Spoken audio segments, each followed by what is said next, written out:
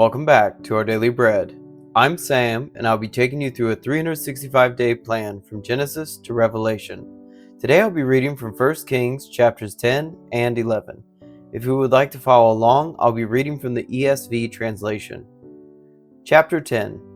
Now when the queen of Sheba heard of the fame of Solomon concerning the name of the Lord, she came to test him with hard questions.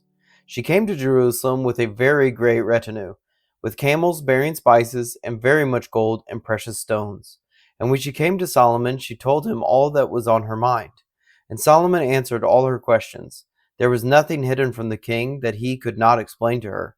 And when the queen of Sheba had seen all the wisdom of Solomon, the house that he had built, the food of his table, the seating of his officials, and the attendance of his servants, their clothing, his cupbearers, and his burnt offerings that he offered at the house of the Lord, there was no more breath in her. And she said to the king, "The report was true that I heard in my own land of your words and of your wisdom. But I did not believe the reports until I came and my own eyes had seen it. And behold, the half was not told me. Your wisdom and your prosperity surpass the report that I heard. Happy are your men, happy are your servants, who continually stand before you and hear your wisdom. Blessed be the Lord your God, who has delighted in you and set you on the throne of Israel. Because the Lord loved Israel forever, he has made you king, that you may execute justice and righteousness." Then she gave the king 120 talents of gold, and a very great quantity of spices and precious stones. Never again came such an abundance of spices as these that the queen of Sheba gave to King Solomon. Moreover, the fleet of Hiram, which brought gold from Ophir, brought from Ophir a very great amount of almug wood and precious stones. And the king made of the almug wood supports for the house of the Lord and for the king's house, also lyres and harps for the singers. No such almug wood has come or been seen to this day. And King Solomon gave to the queen of Sheba all that she desired, whatever she asked besides what was given her by the bounty of King Solomon. So she turned and went back to her own land with her servants. Now the weight of gold that came to Solomon in 1 year was 666 talents of gold, besides that which came from the explorers and from the business of the merchants, and from all the kings of the west and from the governors of the land. King Solomon made 200 large shields of beaten gold. 600 shekels of gold went into each shield. And he made 300 shields of beaten gold. 3 minas of gold went into each shield. And the king put them in the house of the forest of Lebanon. The king also made a great ivory throne and overlaid it with the finest gold. The throne had 6 steps, and the throne had a round top, and on each side of the seat were armrests and 2 lions standing beside the armrests, while 12 lions stood there, one on each end of a step on the 6 steps. The like of it was never made in any kingdom. All King Solomon's drinking vessels were of gold, and all the vessels of the house of the forest of Lebanon were of pure gold. None were of silver. Silver was not considered as anything in the days of Solomon, for the king had a fleet of ships of Tarshish at the sea with the fleet of Hiram. Once every 3 years the fleet of ships of Tarshish used to come bringing gold, silver, ivory, apes, and peacocks. Thus King Solomon excelled all the kings of the earth in riches and in wisdom. And the whole earth sought the presence of Solomon to hear his wisdom, which God had put into his mind. Every one of them brought his present, articles of silver and gold, garments, myrrh, spices, horses, and mules, so much year by year. And Solomon gathered together chariots and horsemen. He had 1,400 chariots and 12,000 horsemen, whom he stationed in the chariot cities and with the king in Jerusalem. And the king made silver as common in Jerusalem as stone, and he made cedar as plentiful as the sycamore of the Shephelah. And Solomon's import of horses was from Egypt and Kue, and the king's traders received them from Kue at a price. A chariot could be imported from Egypt for 600 shekels of silver, and a horse for 150. And so through the king's traders they were exported to all the kings of the Hittites and the kings of Syria. Chapter 11. Now King Solomon loved many foreign women, along with the daughter of Pharaoh, Moabite, Ammonite, Edomite, Sidonian, and Hittite women, from the nations concerning which the Lord had said to the people of Israel, "You shall not enter into marriage with them, neither shall they with you, for surely they will turn away your heart after their gods." Solomon clung to these in love. He had 700 wives, who were princesses, and 300 concubines. And his wives turned away his heart. For when Solomon was old, his wives turned away his heart after other gods, and his heart was not wholly true to the Lord his God, as was the heart of David his father. For Solomon went after Ashtoreth, the goddess of the Sidonians, and after Milcom, the abomination of the Ammonites. So Solomon did what was evil in the sight of the Lord, and did not wholly follow the Lord, as David his father had done. Then Solomon built a high place for Chemosh, the abomination of Moab, and for Molech, the abomination of the Ammonites, on the mountain east of Jerusalem. And so he did for all his foreign wives, who made offerings and sacrifice to their gods.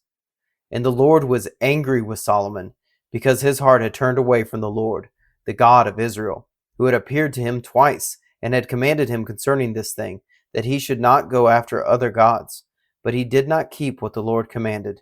Therefore the Lord said to Solomon, "Since this has been your practice, and you have not kept my covenant and my statutes that I have commanded you, I will surely tear the kingdom from you, and will give it to your servant. Yet for the sake of David your father, I will not do it in your days, but I will tear it out of the hand of your son. However, I will not tear away all the kingdom, but I will give one tribe to your son, for the sake of David my servant, and for the sake of Jerusalem that I have chosen." And the Lord raised up an adversary against Solomon, Hadad the Edomite. He was of the royal house of Edom. For when David was in Edom, and Joab the commander of the army went up to bury the slain, he struck down every male in Edom. For Joab and all Israel remained there 6 months, until he had cut off every male in Edom. But Hadad fled to Egypt, together with certain Edomites of his father's servants, Hadad still being a little child. They set out from Midian and came to Paran, and took men with them from Paran and came to Egypt, to Pharaoh king of Egypt, who gave him a house and assigned him an allowance of food and gave him land. And Hadad found great favor in the sight of Pharaoh, so that he gave him in marriage the sister of his own wife, the sister of Tahpenes the queen. And the sister of Tahpenes bore him Genubath, his son, whom Tahpenes weaned in Pharaoh's house. And Genubath was in Pharaoh's house among the sons of Pharaoh. But when Hadad heard in Egypt that David slept with his fathers, and that Joab the commander of the army was dead, Hadad said to Pharaoh, "Let me depart, that I may go to my own country." But Pharaoh said to him, "What have you lacked with me, that you are now seeking to go to your own country?" And he said to him, "Only let me depart." God also raised up as an adversary to him Rezon the son of Eliada, who had fled from his master Hadadezer king of Zobah. And he gathered men about him and became leader of a marauding band after the killing by David. And they went to Damascus and lived there and made him king in Damascus. He was an adversary of Israel all the days of Solomon, doing harm as Hadad did. And he loathed Israel and reigned over Syria. Jeroboam the son of Nebat, an Ephraimite of Zerodah, a servant of Solomon, whose mother's name was Zeruiah, a widow, also lifted up his hand against the king. And this was the reason why he lifted up his hand against the king. Solomon built the Millo, and closed up the breach of the city of David his father. The man Jeroboam was very able, and when Solomon saw that the young man was industrious, he gave him charge over all the forced labor of the house of Joseph. And at that time, when Jeroboam went out of Jerusalem, the prophet Ahijah the Shilonite found him on the road. Now Ahijah had dressed himself in a new garment, and the two of them were alone in the open country. Then Ahijah laid hold of the new garment that was on him, and tore it into 12 pieces. And he said to Jeroboam, "Take for yourself 10 pieces, for thus says the Lord, the God of Israel, Behold, I am about to tear the kingdom from the hand of Solomon, and will give you 10 tribes. But he shall have 1 tribe, for the sake of my servant David, and for the sake of Jerusalem, the city that I have chosen out of all the tribes of Israel, because they have forsaken me and worshipped Ashtoreth, the goddess of the Sidonians, Chemosh, the god of Moab, and Milcom, the god of the Ammonites, and they have not walked in my ways, doing what is right in my sight, and keeping my statutes and my rules, as David his father did.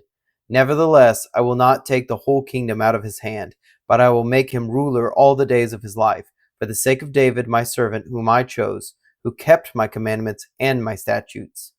But I will take the kingdom out of his son's hand, and I will give it to you, 10 tribes.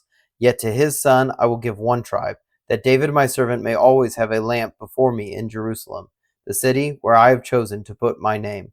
And I will take you, and you shall reign over all that your soul desires, that you shall be king over Israel.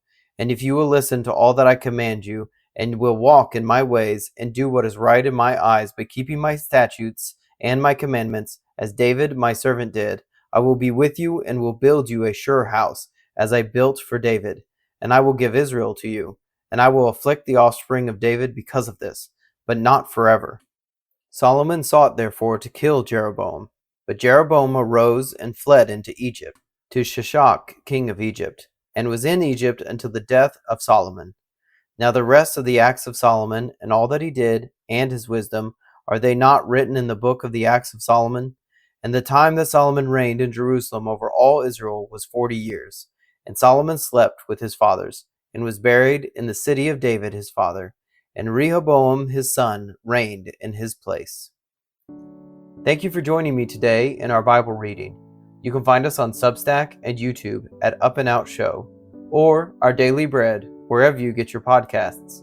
Please consider subscribing. If you enjoyed this reading today, please like and share.